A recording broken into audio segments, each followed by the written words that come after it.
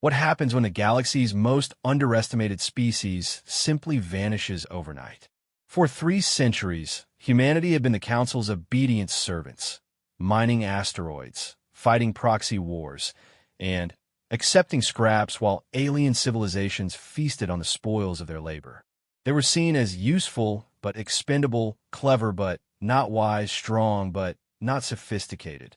Then, without warning, without declaration, without a single shot fired, every human ship, station, and settlement went dark. No distress signals, no farewell messages, no explanations, just silence.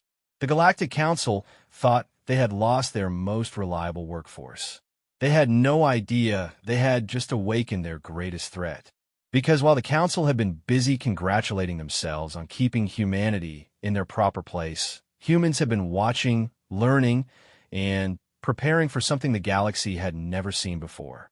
The question isn't what humanity was planning during those 3 centuries of apparent servitude. The question is, what will the Council do now that they're about to find out? Ambassador Zexhai of the Vorthak hegemony stood before the massive viewing screen in the Council chamber, his 4 eyes focused on the data streaming across the holographic displays. Numbers that should have brought comfort instead filled him with growing unease. The mining quotas from the Kepler sectors showed zeros across the board. The tribute shipments from human colonies had stopped arriving. Even the emergency frequencies that carried constant chatter from human vessels had fallen silent. "This cannot be accurate," he muttered, his translator converting his clicking mandibles into standard galactic speech. "Run the diagnostics again." Kithara, the Cylonian data analyst assigned to monitor human activities, shook her elongated head. Her scales shimmered with nervous energy as she manipulated the controls with her delicate tendrils. "I have run them 7 times, Ambassador. The readings are consistent. As of 72 standard hours ago, all human communication signals ceased simultaneously across 18 sectors. The silence in the chamber was thick enough to cut. Representatives from 12 different species stood around the central console, each processing this information through their own cultural lens of disbelief. Humans didn't just stop working. They couldn't. For 300 years, they had been the galaxy's most reliable laborers, soldiers, and general-purpose servants. They took orders, completed tasks, and asked for little in return beyond basic survival needs. Council Prime Yexmoth, a being so ancient that his crystalline form had begun to show stress fractures from millennia of existence, finally spoke. His voice resonated through the chamber like grinding stones. Perhaps they are experiencing some form of technological failure. A solar flare, perhaps, or a cascade system shutdown. Across 18 sectors simultaneously. Kithara's voice carried a note of skepticism that would have been unthinkable just days ago. "The probability of such an event is less than—" "I don't want probabilities," Yexmoth interrupted with a wave of one massive crystal appendage. "I want solutions. How long before our resource quotas fall behind schedule?" The question hung in the air like a toxic cloud. For 3 centuries, the Galactic Council had built their economy around human labor. Humans mined the asteroids and dangerous sectors where the radiation would kill most other species. They operated the massive harvesting ships that stripped resources from dead worlds. They maintained the automated factories that produced everything from starship components to luxury goods for the more civilized species. Zexhai pulled up a holographic display showing resource flowcharts. The elegant curves and projections that had run steady for generations now showed sharp downward trends. At current rates of consumption, with no human input, we have perhaps 4 standard months before shortages begin affecting core worlds. 8 months before we see supply chain collapse. A ripple of concerned chittering ran through the assembled representatives. The hegemony had grown comfortable, even complacent, with their arrangement. Humans did the dangerous work, and everyone else reaped the benefits. It had seemed like the natural order of things. "Send investigation teams," ordered Prime Yexmoth. "Start with the nearest human colonies. There must be some explanation." 3 days later, the first reports came back, and they raise more questions than answers. The human settlements weren't destroyed or abandoned in any conventional sense. They were simply empty, but empty in a way that suggested careful, methodical evacuation rather than panic or disaster. Commander Valthes of the Hegemony Survey Fleet transmitted her findings from the bridge of her warship as it orbited the human mining colony of New Bakersfield. The settlement shows no signs of violence or natural disaster. All critical systems were properly shut down. The fusion reactors were placed in safe mode using standard protocols. Even the waste recycling systems were cleanly deactivated. She paused, consulting her instruments. What's peculiar is the precision of it. They didn't just leave, they cleaned up after themselves. Food stores were either consumed or properly disposed of. Personal belongings show signs of careful packing and removal. It's as if they simply decided to move out and did so with military efficiency. What about the mining equipment? Zexai asked through the communication link. The automated systems? They were processors, all present and accounted for, but completely deactivated. The humans appear to have implemented some kind of security lockout. My technical teams cannot restart the systems. Every command interface responds with a simple message. Authorization not recognized. This was the detail that sent ice through Zexmoth's ancient crystalline heart. The humans had always been careful to ensure that their technology could be operated by other species. It was part of their service contract, part of what made them so useful. If they had deliberately locked out other species from their systems. Try override protocols, he commanded. We have Council Prime. The computers don't recognize our authority codes anymore. It's as if the entire system has been reprogrammed to only respond to human operators. Similar reports began flooding in from across the galaxy. Human ships had vanished from space lanes, but not randomly. Traffic control records showed that they had all filed proper departure notices and followed established shipping routes to their last known positions before disappearing completely. Human soldiers serving in various conflicts had simply walked away from their posts, but only after properly securing sensitive equipment and transferring custody of critical materials to their alien commanders. It was coordinated, it was planned, and it was absolutely unprecedented. Ambassador Thindar of the Nexus Collective, a species known for their analytical minds, presented his preliminary analysis to an emergency session of the Council. His multiple brain chambers pulsed with luminescent thought patterns as he spoke. The evidence suggests a pre-planned, galaxy-wide evacuation conducted with remarkable operational security.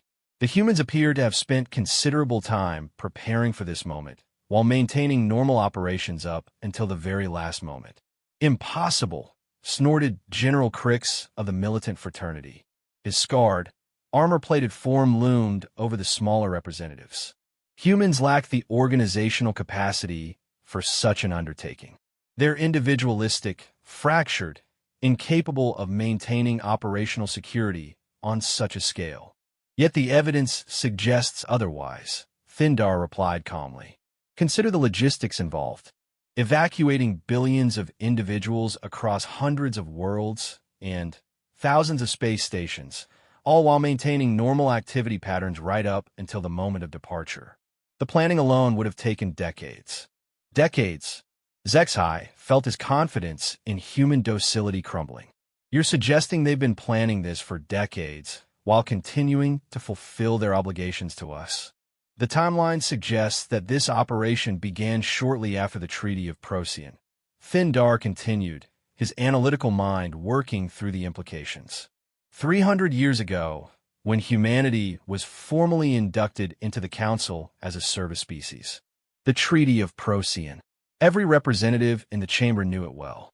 It had been the document that formally established humanity's place in the Galactic Order. A junior membership, they had called it then. Humans would provide labor and military service in exchange for protection and basic resource allocations.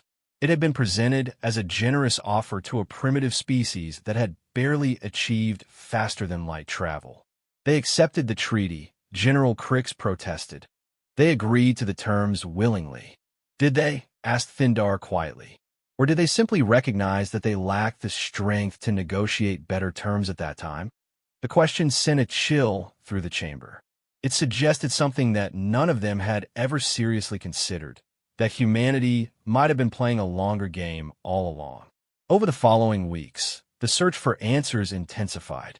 Every human facility was investigated. Every piece of human technology was examined. Every record of human activity was analyzed for clues about where they might have gone or what they might be planning. The results were frustrating in their consistency. The humans had left behind only what they wanted to leave behind. Their basic industrial equipment remained, but the critical control systems were locked.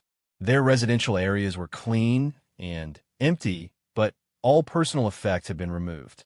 Their databases contained routine operational information, but anything that might indicate their destination or intentions had been carefully scrubbed. It was as if humanity had spent 3 centuries preparing for this moment, while maintaining perfect operational security. Every human who had ever served alongside alien species, every human who had ever worked in mixed crews, every human who had ever had access to sensitive information had somehow kept this secret. Dr. Severin of the Academic Consortium, one of the galaxy's foremost experts on human psychology, presented what would become the most disturbing analysis of all. We made a fundamental error in our assessment of human nature, she told the emergency session. Her tentacles writhed with nervous energy as she spoke. We saw their individualistic tendencies and assumed it meant they were incapable of long-term coordination. We observed their emotional responses and concluded they were impulsive and short-sighted. She activated a holographic display showing human behavioral patterns over the past 3 centuries. But look at the data objectively. Despite their supposed individualism, they maintained remarkable consistency in their service records. Despite their supposed emotional instability, they showed extraordinary patience in accepting assignments that other species would have refused. The display showed graphs and charts that painted a picture of humanity that none of the council members had ever recognized. Humans who had endured decades of dangerous work without complaint. Human soldiers who had fought in conflicts that weren't their own without protest. Human scientists who had shared their discoveries freely while receiving minimal recognition. We interpreted their compliance as contentment. Dr. Severin continued. We assumed that because they didn't openly rebel, they were satisfied with their position. But what if their compliance was actually strategic patience? The phrase hung in the air like a death sentence. Strategic patience. The idea that humanity had been deliberately biding their time, building their strength, and waiting for the right moment to act. But what could they possibly hope to achieve? Demanded Councillor Hextar of the Trade Federation. They're outnumbered by orders of magnitude. Our combined fleets could obliterate every human world within cycles. Could they? Asked DR. Severin quietly. When was the last time anyone conducted a comprehensive assessment of human military capabilities? When was the last time we inventoried their actual technological advancement, rather than simply assuming they remained at the level we first encountered them? The silence that followed was answer enough. For 3 centuries, the Council had simply assumed that humans remained roughly where they had been when they joined the galactic community. After all, they were a service species. They didn't need advanced technology. They didn't receive advanced education. They certainly didn't have access to the kind of resources that would allow for significant technological development. Or did they? Ambassador Zexhai found himself remembering details that had seemed insignificant at the time. Human engineers who had suggested modifications to alien technology that proved remarkably effective. Human scientists who had solved problems that had stumped alien researchers. Human miners who had developed techniques for extracting resources from previously unworkable sources. At the time, it had all been filed under useful human ingenuity, clever tricks from a practical species.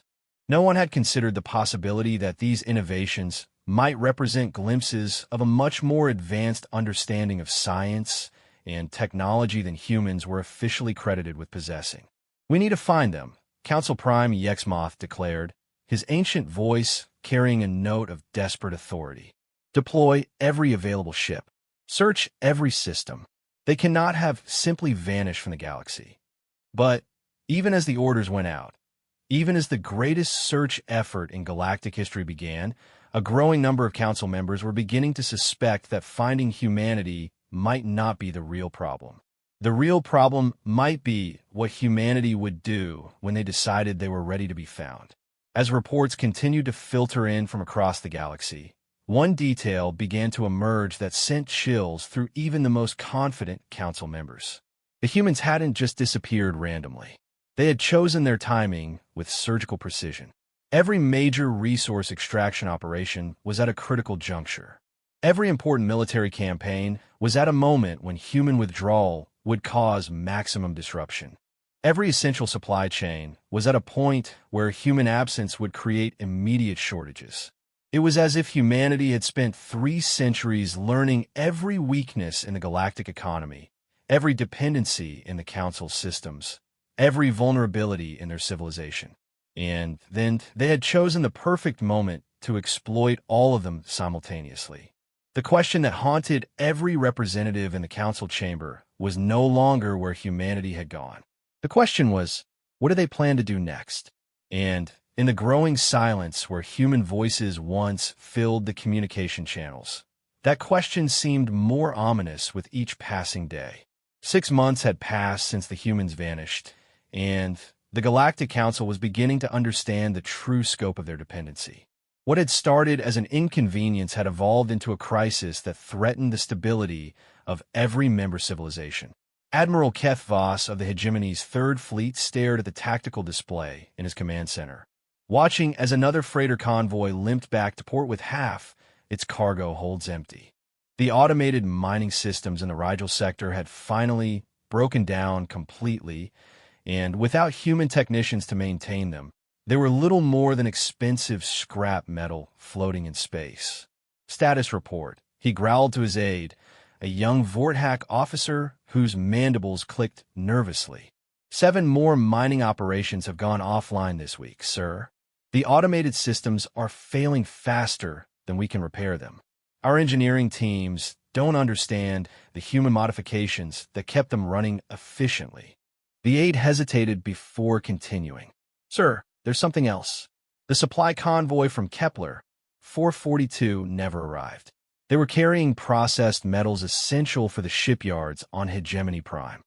Admiral Keth Voss felt his stomach sacks contract with anxiety. The shipyards on Hegemony Prime were already running behind schedule due to material shortages. If they fell further behind, the Hegemony's entire defensive fleet modernization program would be compromised. Send a search and rescue team, he ordered, though he suspected what they would find. Or rather, what they wouldn't find. The search team's report came back 18 hours later, confirming his fears. The convoy had simply vanished without a trace. No debris, no distress signals, no evidence of attack or system failure. Just empty space where a dozen heavily loaded freighters should have been. It was the 14th such disappearance in the past month. In the council chamber, emergency sessions had become the norm rather than the exception. The elegant debates and formal procedures that had characterized galactic governance for millennia had been replaced by increasingly frantic attempts to manage cascading crises. Councillor Yulseth of the Prosperity Union stood before the assembled representatives, her normally pristine ceremonial robes wrinkled from too many sleepless cycles. The agricultural worlds are reporting severe shortages of essential minerals. Without the deep-core mining operations that humans managed, we cannot maintain soil fertility on our primary food production planets. She activated a holographic display showing projected crop yields across Prosperity Union territory. The downward trend was steep and merciless. We estimate 18 months before we face actual famine on core worlds. Maybe less if the transportation disruptions continue. What transportation disruptions? Demanded General Crix, though his tone suggested he already knew the answer. Our freight networks are collapsing, Yulseth replied grimly. 40% of our cargo capacity was dependent on human-operated vessels.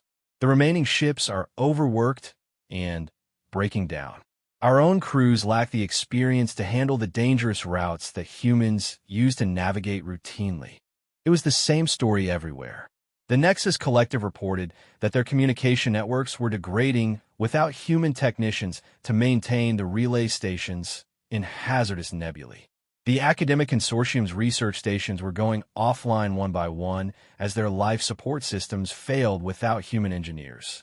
The Trade Federation was facing the collapse of several major shipping routes that only human navigators have been willing or able to traverse. But perhaps most disturbing of all were the reports from the militant fraternity's various conflicts. Without human soldiers to handle the most dangerous assignments, several ongoing military campaigns had stalled.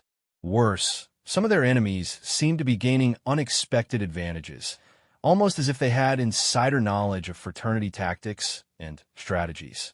Dr. Severin presented her latest analysis to an increasingly desperate council.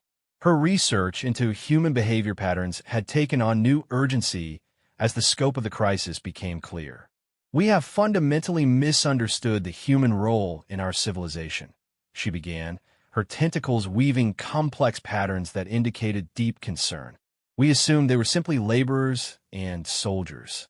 What we failed to recognize was that they had become integral to almost every critical system in our society." She activated a three-dimensional model showing the interconnected web of galactic civilization. Highlighted in red were the thousands of critical nodes where human involvement had been essential. The pattern was shocking in its comprehensiveness. "They weren't just mining asteroids," Dr. Severin continued. "They were the only species willing to work in high-radiation environments for extended periods. They weren't just maintaining equipment. They were the only ones who understood the hybrid technologies that had evolved over 3 centuries of human modifications and improvements." Council Prime, Yexmoth's crystalline form, seemed to dim as he processed this information.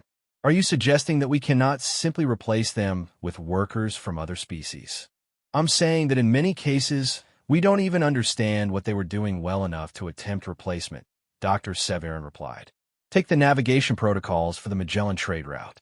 Human pilots developed modifications to standard hyperspace calculations that allowed safe passage through quantum storm regions. Our best mathematicians have been studying their methods for months and still can't replicate them." The implications were staggering. 3 centuries of human innovation, adaptation, and problem-solving had created dependencies that no one had bothered to document or understand. The galaxy had become addicted to human competence without even realizing it. But the supply chain disruptions and system failures were only the beginning. As weeks turned to months, other disturbing patterns began to emerge. Ambassador Zexhai received a priority communication from Intelligence Command that made his blood run cold. The message was brief, but devastating in its implications. "Sir, we've detected anomalous hyperspace signatures in 17 different systems over the past month. The signatures don't match any known vessel configurations in our databases, but they appear to be using some form of advanced propulsion technology." Unknown vessels? Probe signatures. That's the disturbing part, sir. The signatures are definitely artificial, but they don't correspond to any species we've encountered before.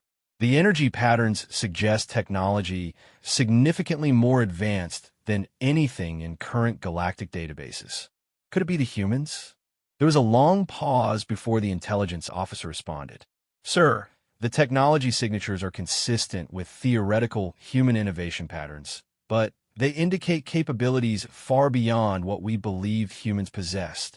The conversation was interrupted by an urgent alert from the Fleet Command Center. Admiral Keth Voss's voice crackled through the communication system with barely controlled panic. "Council emergency. We have a situation in the Centauri sector.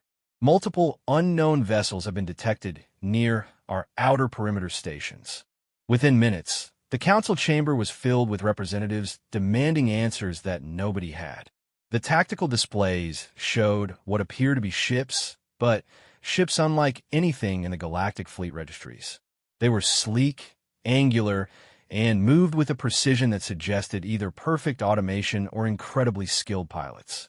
Status of perimeter stations? Council Prime Yexmoth demanded. All stations report normal operations, Admiral Kethvos replied. The unknown vessels approached to scanning range, conducted what appeared to be detailed sensor sweeps, and then withdrew before our response fleets could intercept. Weapon status? Any hostile actions? None, sir. They made no aggressive moves, broadcast no communications, and departed as soon as our ships began moving to intercept. It was a pattern that would repeat dozens of times over the following weeks. Unknown vessels would appear at the edges of Council space, conduct thorough scans of installations and fleets, and then vanish before any meaningful contact could be established. Each encounter provided more questions than answers. The ships appeared to use propulsion technology that produced minimal detectable signatures. Their hulls seemed to incorporate materials that deflected most standard scanning methods. Most disturbing of all, they demonstrated maneuverability and acceleration capabilities that exceeded anything in the Council's arsenal. Dr. Thindar of the Nexus Collective presented his analysis with characteristic precision, but his multiple brain chambers pulsed with patterns that indicated significant anxiety. The vessel configurations are consistent with human design philosophy, he reported. Clean lines, functional aesthetics, minimal unnecessary ornamentation. However, the technology demonstrated exceeds our most optimistic projections of human capabilities by several orders of magnitude. Impossible, General Crick snarled. 300 years ago, humans barely had interstellar capability. They couldn't have developed such advanced technology without us detecting it. Unless, Dr. Thindar replied quietly, their apparent technological stagnation was deliberately misleading. The phrase hit the Council like a physical blow. The idea that humanity had been deliberately concealing their technological progress for 3 centuries was almost too disturbing to contemplate. Consider the evidence objectively, Dr. Thindar continued. Humans consistently demonstrated innovation and problem-solving abilities that exceeded their supposed technological base. They solved engineering problems that stumped our best experts. They developed techniques and methods that improved efficiency across multiple industries. He activated a display showing technological advancement patterns across different species. What if these weren't simply clever tricks from a primitive species? What if they were glimpses of a much more advanced technological base that was being carefully concealed? The implications cascaded through the chamber like a shockwave. If humans had been hiding advanced technology for 3 centuries, what else had they been hiding? What other assumptions about human capabilities were wrong? As if summoned by their fears, the first direct message from humanity arrived exactly 1 standard year after their disappearance. It came through every communication channel simultaneously, overriding security protocols and broadcasting with a power that suggested access to infrastructure that shouldn't have existed. The message was delivered by a human woman whose appearance was unremarkable except for her eyes. They held a depth of intelligence and purpose that made every council member suddenly remember that humans were the species that had fought their way up from primitive hunter-gatherers to interstellar civilization in just a few millennia. Council representatives, she began, her voice carrying clearly through the translation systems. My name is Director Chun of the Human Collective. I am authorized to speak on behalf of all human settlements and installations. The fact that she claimed to speak for all humans was itself shocking. The Council had always believed that humanity was too fractured and individualistic to achieve such unity. For 300 years, Director Chun continued, humanity served the Galactic Council faithfully and without complaint. We mined your asteroids, fought your wars, and built your infrastructure. We asked for little in return beyond the basic necessities of survival.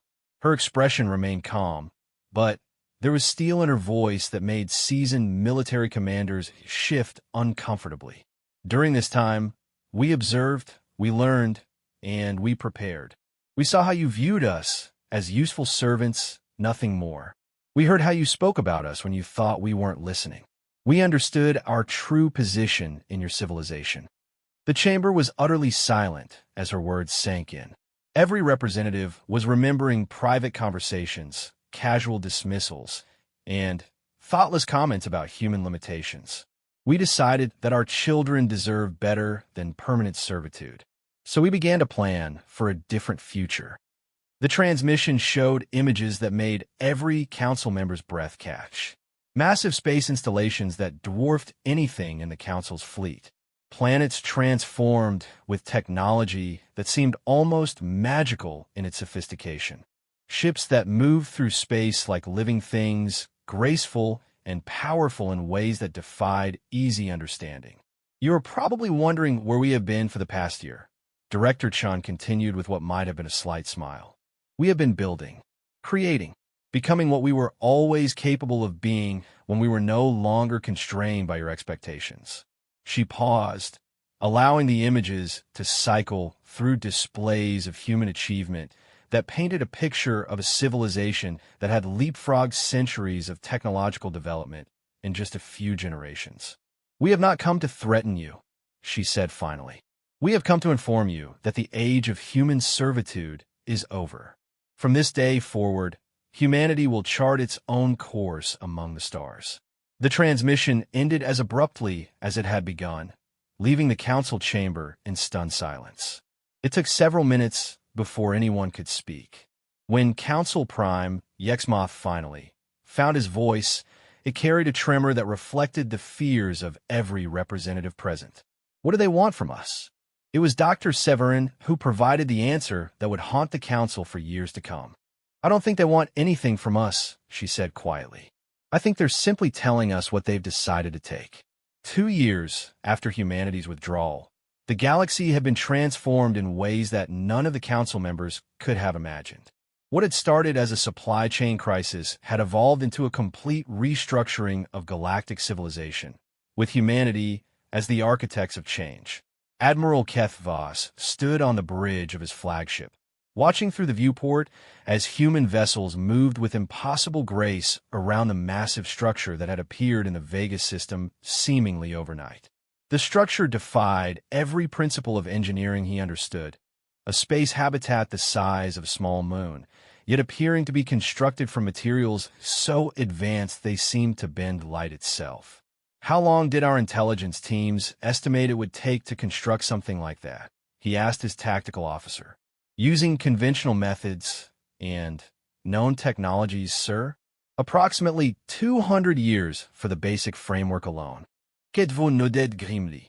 The human structure had been detected just 6 months ago and appeared to be fully operational. Either humanity had been working on it for centuries without detection, or their construction capabilities had advanced so far beyond council understanding that time itself seemed irrelevant to their engineering projects. A soft chime indicated an incoming communication. The human face that appeared on a screen was one he had come to recognize and fear, Director Chin, whose messages had become increasingly frequent as humanity revealed more of their capabilities. "Admiral Keth Voss," she said with the calm courtesy that made her words all the more chilling. "I trust you are well.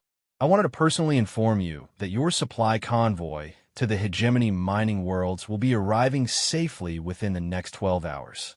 The Admiral's mandibles clicked with surprise.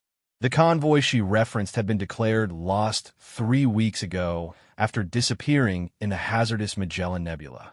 No search and rescue mission had been able to locate even debris. "Our convoy was destroyed," he replied carefully. "We detected no survivors." Director Chin's smile was enigmatic. "Your ships encountered engine difficulties in a region where conventional rescue operations are impossible. We took the liberty of providing assistance. The crew and cargo are unharmed, though they may have some interesting stories to tell about human engineering capabilities."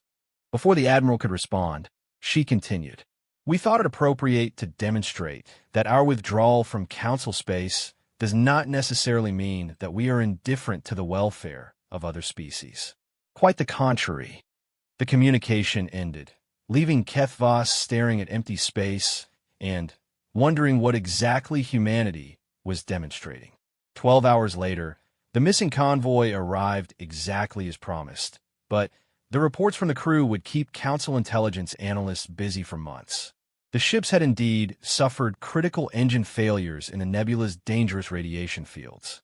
As the crews prepared for certain death, massive vessels, unlike anything in known databases, had appeared around them.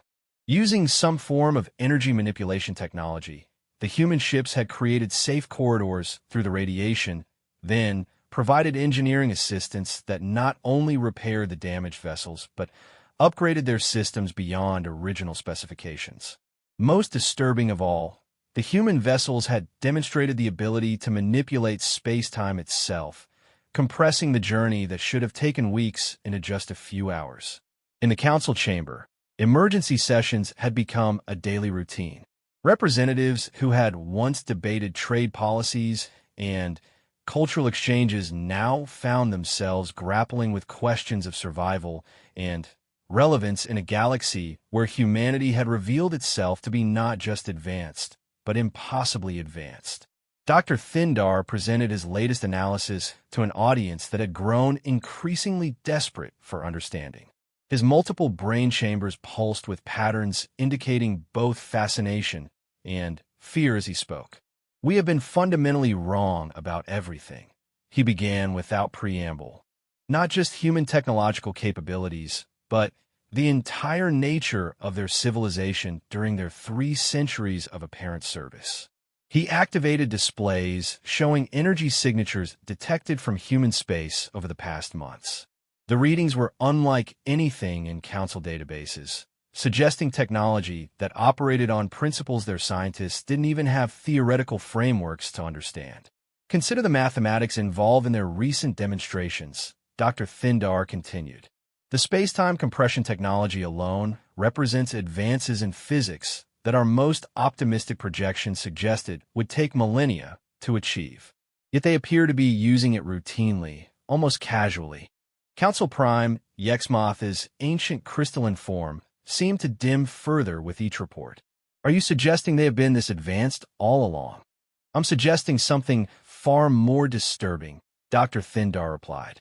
"I believe they have been deliberately accelerating their technological development while concealing it from us. What we witnessed as apparent stagnation was actually the most sophisticated deception in galactic history." The implications hit the chamber like a seismic shock. If humanity had been advancing their technology while pretending to remain primitive, it suggested a level of strategic thinking and long-term planning that challenged every assumption about human nature. "But why?" demanded Ambassador Zexhai. "Why maintain such a deception for 3 centuries? Dr. Severin, who had become the Council's reluctant expert on human psychology, provided the answer that none of them wanted to hear. "Because they were studying us," she said quietly, "learning our weaknesses, understanding our dependencies, mapping every aspect of our civilization while we dismissed them as useful servants." She activated a display showing the interconnected web of galactic civilization, but this time highlighting patterns that had previously been invisible. Human involvement in critical systems. Human presence at key strategic locations. Human personnel with access to sensitive information across every major civilization. "They weren't just serving us," Dr. Severin continued. "They were positioning themselves to understand exactly how our society functioned. Every human worker was also an observer. Every human soldier was also an intelligence asset. Every human engineer was also conducting technological reconnaissance." The revelation was so thorough in its implications that several representatives simply stopped speaking entirely. 3 centuries of what they had thought was benevolent management of a junior species had actually been 3 centuries of comprehensive intelligence gathering by a civilization that was playing a game beyond their understanding. But understanding humanity's deception was only the beginning. As months passed, the true scope of their preparations became clear through a series of demonstrations that left the Council reeling. The first was economic. Human ships began appearing in various systems, offering services that the Council's own vessels could no longer provide efficiently. They could navigate hazardous space lanes that had been abandoned due to lack of qualified pilots. They could extract resources from locations that other species found too dangerous or technically challenging. They could manufacture goods with precision and speed that made Council production facilities seem primitive. Most unsettling of all, they offered these services at prices that were simultaneously generous and impossible to match. It became clear that human technological advancement had made many forms of labor so efficient that they could undercut any competitor while still making substantial profits. The second demonstration was military, though it was conducted with such subtlety that many Council members didn't recognize it until much later. Pirates and raiders that had plagued various sectors for decades began disappearing, not defeated in battles or captured by law enforcement, but simply vanishing without trace. When pressed for explanation, Director Chun provided security footage that answered questions while raising many more.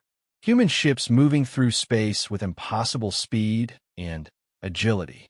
Pirates simply being teleported away from their vessels in mid-combat.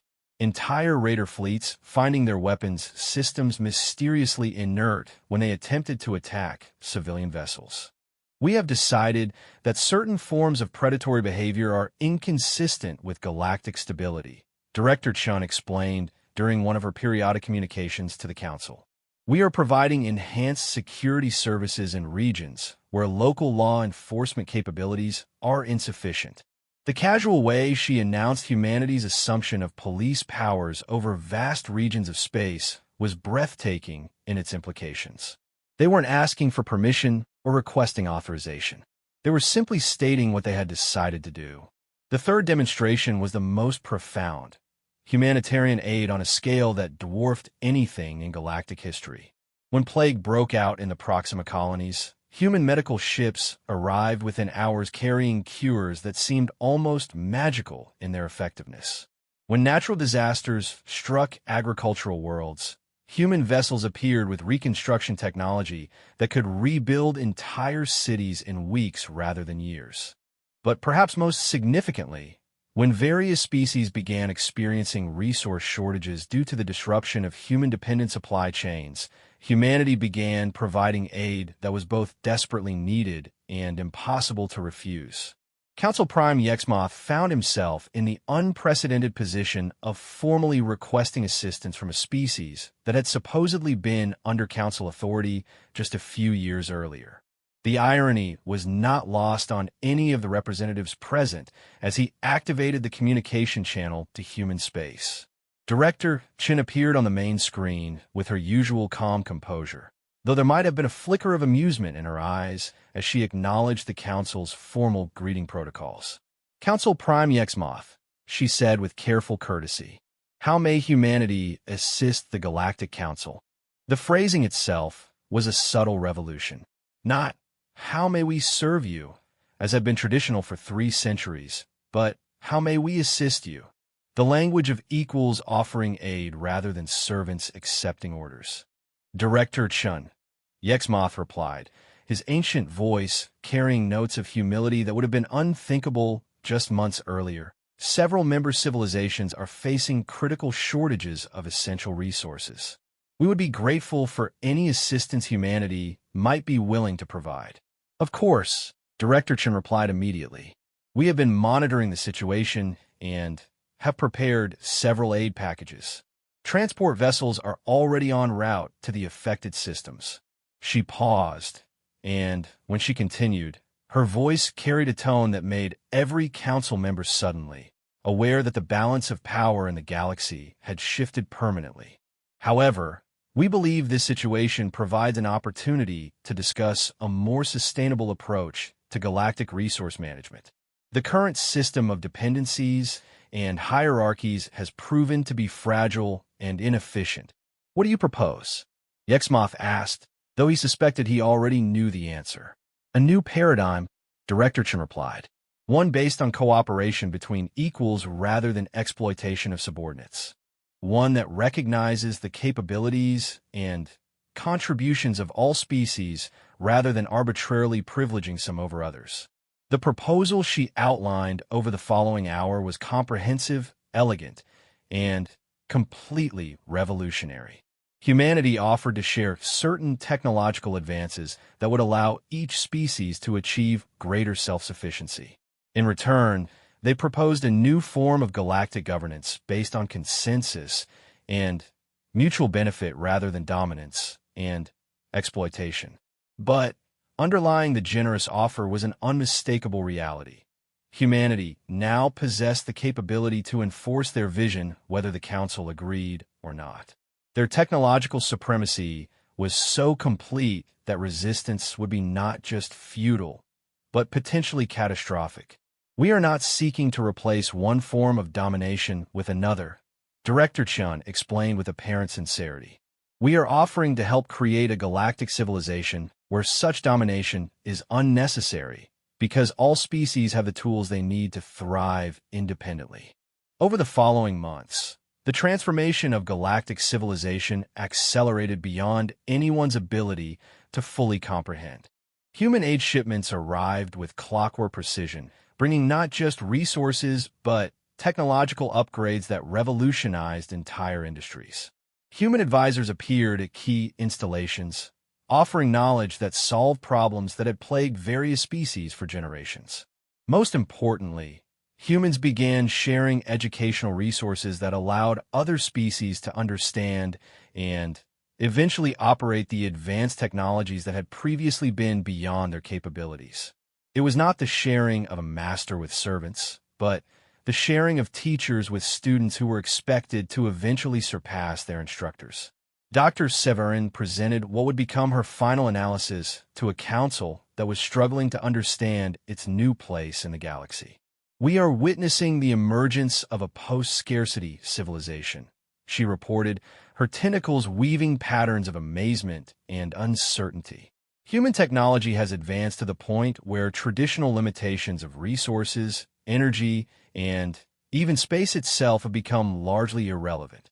She activated displays showing production capabilities that seemed to violate basic economic principles. Human facilities that could produce more resources in a day than entire planetary mining operations had generated in years. Energy systems that drew power from sources that seemed inexhaustible. Transportation networks that made distance almost meaningless. But more importantly, Dr. Severin continued, they appear to be genuinely committed to sharing these capabilities with other species. Not as gifts from superiors to inferiors, but as tools that all sapient beings should have access to. The philosophical implications were as profound as the practical ones. For millennia, galactic civilization had been built on the assumption that scarcity was inevitable, that competition for resources was natural, that hierarchies of power were necessary to maintain order. Humanity was offering to make all of those assumptions obsolete. 5 years after their withdrawal, humanity formally presented what they called the Galactic Prosperity Accord to the Council. The document was both an offer and an inevitability, a choice that was freely given but whose alternative was too terrible to contemplate. Under the Accord, all member species would have access to human technological assistance, educational resources, and infrastructure support. In return, all species would commit to principles of non-exploitation, cooperative resource sharing, and mutual aid in times of crisis. Most importantly, the Accord established humanity not as rulers of the galaxy, but as guardians of a new form of civilization that prioritized the welfare of all sapient beings.